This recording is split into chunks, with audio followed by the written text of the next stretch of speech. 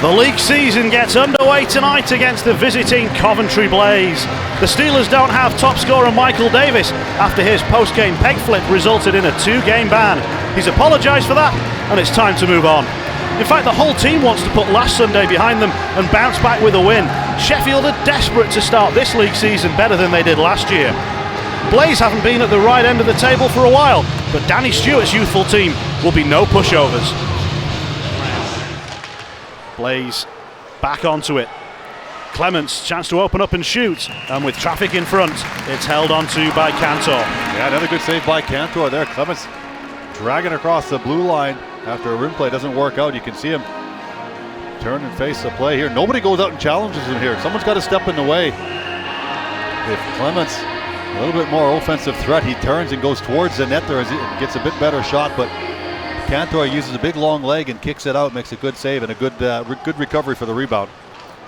Face-off win from Johnston has Blaze onto the puck. And Valorant with the great pass forward. It's the breakaway chance for Robert Dowd, and what a way to open the scoring. Superb pass and a devastating finish. Yeah, giveaway down low at Coventry, and Robert Dowd just went out, sort of went into the neutral zone. Valorant finds him. What a fantastic little move here. Watch the fake. Forehand back and then a quick chip up and over the netminder's glove. No chance for the goaltender on that.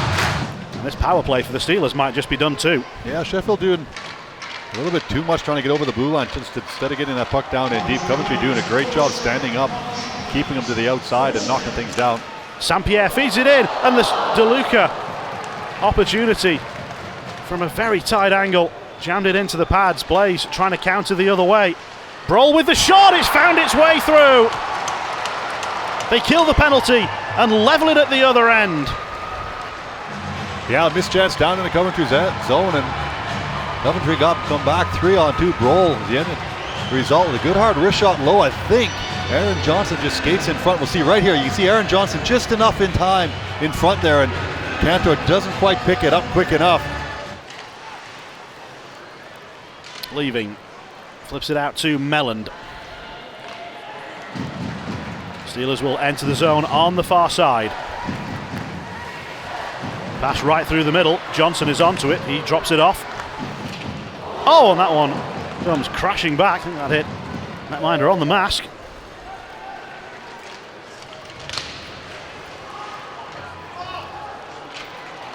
Steelers break up the Blaze attack and give it to DeLuca, who loves to spring forward with speed. Oh, he somehow squeezed it in! How did he manage that?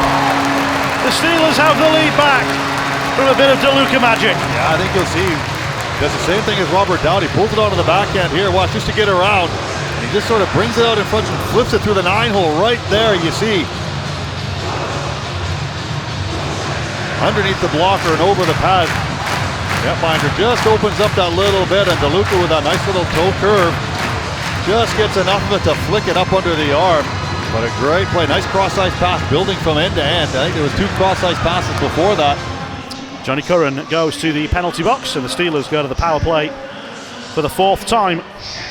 2 full ones and 1 shortened power play have produced, well, not very much so far. And Armstrong is dispossessed, and the Blaze are thinking short-handed here. It'll drop back, blued off. Oh, it's just off target. Cantor threw a glove at it. Hamonic. Oh, that's going to be a penalty against the Steelers. Venus bounces off Armstrong. It'll come around to Hamonic. Steelers will drop to 0 for 4 on the power play. Blaze have got the extra skater on. It's currently 5 against 5. And it's an equaliser, the delayed penalty goal. It's 2-2. And the Steelers, well, the power players let them down again tonight. 0 for 4. And then on the delayed penalty, Hamonic levels it up. Tough to see from this side of the ice on that angle whether he just slid a little bit too far. And nice little delay there by Hamonic, puts it into that far side on the glove side. Scoring on the delayed penalty does of course mean that the Steelers power play can continue, but Steelers haven't used the extra skater particularly well tonight. The early signs in pre-season were that the Steelers power play was going to be devastating. That shot from Connolly is off target. It hasn't looked that way tonight. But there's still time for the home side to work with. Valorant shot! It's deflected in! Connolly is the screen in front, and the Steelers power play does come to life, and it gets them back on top. Well, it's just what Sheffield needed. They gave up the shorthanded goal. Valorant does a good job here. O'Connor gives it back to him. Valorant just gets the shot to the net, and Connolly just pops out from behind the goal line, in behind Hache, and the other defenseman, I can't quite see who it is, goes off his stomach or upper body a little bit, and just changes directions enough for Phillips to get fooled on it, but no zone entry for DeLuca. North of the Blaze, and now DeLuca's got space. Hache's trying to get across. DeLuca's trying to score, and he can't, and he goes flying. Phillips denies him. Slightly misleading 1 for 4 on the power play so far. Well, more or less even, aren't they, to be fair, yeah, with the shorty. With the short-handed goal on the delayed penalty.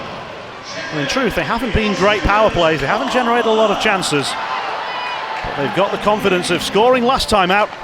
And O'Connor has fired this one through. And there's been another tip from Connolly. Yeah, I think it gets a double deflection there. Sheffield moving the puck around. They've swapped it. They popped Eberle out onto the power play again. That's 2 for 2 since he's been out there. I think he gets a little deflection before that, before it gets to Connolly. We'll see if there's a bit closer up on that, but Sheffield stretching it out now a little bit. We've seen them do it in the preseason, scoring in bunches, and they've done it again now. They get 1, they get 2. They've stretched it out here. We're at 15-minute mark, we were even, and now Sheffield's up by 2, only 2.5 minutes later. Confirmation of the assist to follow.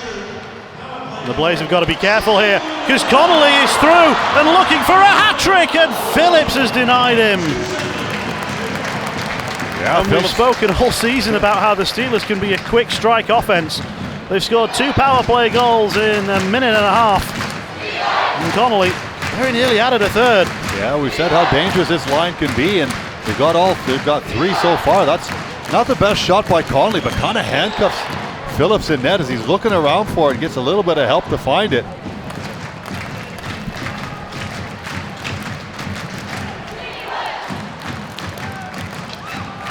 The Blaze have shown they've got plenty to give the Steelers reasons to worry. Steelers maybe 2 in front, but it's far from a safe lead as Hache shoots, and it is deflected in. Told you, these Blaze are not going to go quietly tonight. No, they're not. Cantor bangs his stick after that. Whether it's deflected off his own player or he's screened yet again, it's almost a nothing shot. It's just a quick little release through.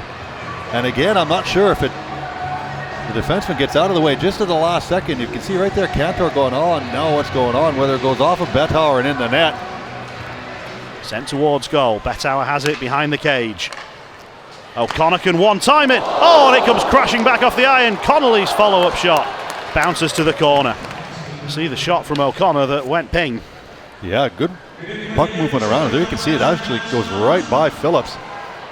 Not a lot of opportunities. Some good touch passes, and it comes high and hard from O'Connor. Johnston. Betauer sticks with him, and the Steelers turn it over. And Armstrong through the middle of the ice. Shot was charged down. Steelers try and turn it over. They can't quite get it to Lemchigov. And the game is opening up. Brohl inside. Here's an opportunity for Johnston. Can he level it? Oh, you bet he can. It's an excellent finish. And it's 4-4. Yeah, it all comes from an offensive chance down in the offensive zone for Sheffield. But Brohl, nice through. Phillips not there. O'Connor's way off to the other side. Straight down the pipe, but a great finish. A nice little forehand, backhand, but you can see he's still a long way out. Johnson, when he lets it go, and he just gets it up and over the pad, or sorry, up over the glove of Cantor. Had that one down, but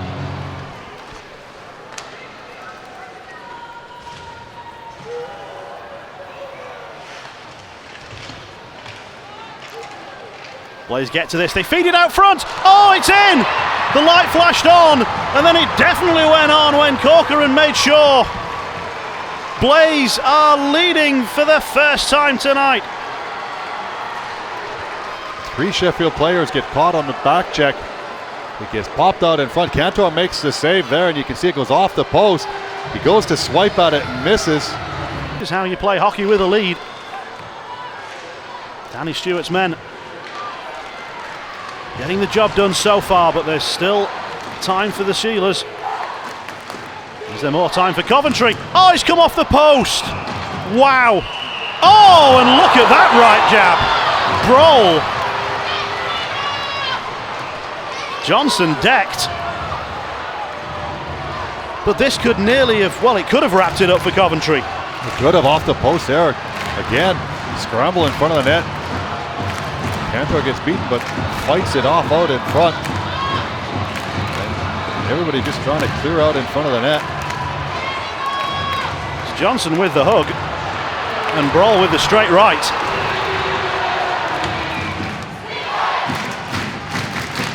Steelers crowd trying to lift their team.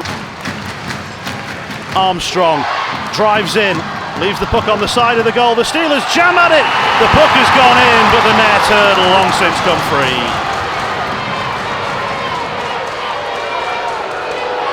Yeah, referee Sewell, they're blowing it down right away. As you can see, everybody crashing the net. Armstrong doing a good power move out in front.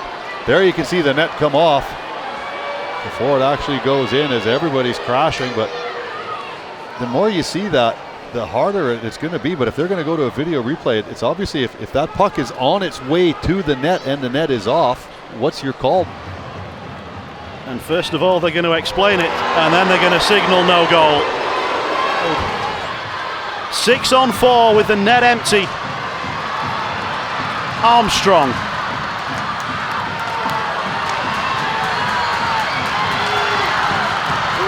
St-Pierre. Crowd is nervous, and they're desperate for a goal, and Phillips denies them. And Bludoff, can he get past Dowd? Oh, it went out of the zone, did it? It did. No, the referees are going to call both. I think they're going to call a trip and a dive. Oh, wow. So this will take it down to 4 on 3, will it not? Well, with the netminder pulled, it'll become a 5 on 3 pretty much, but the face-off will be in neutral ice. And a timeout called out here on Sheffield bench as well, I can imagine, trying to get the guys rested. Yeah, Aaron Fox is signaling a timeout as they're trying to get the troops to figure out what the penalty is. There you see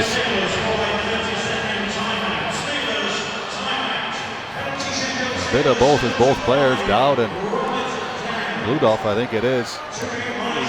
Well, they are coincidental penalties, so it will stay as 5 on 4, becoming a 6 on 4 with the netminder pulled. But Steelers haven't been great on face-offs tonight, but their best face-off man all season has been Martin St-Pierre, and he's got to win this for Sheffield if they're going to have any chance. He's up against Corcoran, and the puck comes, and it's played away by Coventry, and it's heading to the empty net. The Blaze are going to win here. From 4-2 down, they're going to win 6-4. It is Drew Schistel with the empty net goal. 59:50 the time of the goal. And that is it. It wasn't meant to be like this for the Steelers, but yet again, for the second season in a row, their league campaign begins with a home defeat. Head coach Aaron Fox, and well, it didn't go to plan, did it?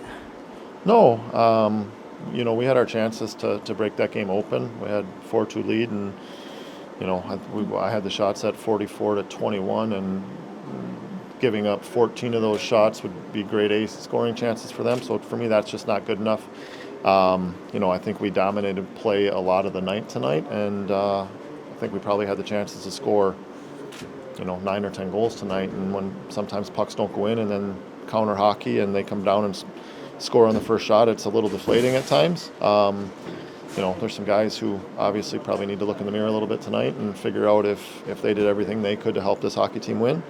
You know, I'm glad we get to go do this again tomorrow and hopefully, you know, have a better result. We got off to the best possible start as well, didn't we? We Dowdy's opening goal. Yeah, it was a good start.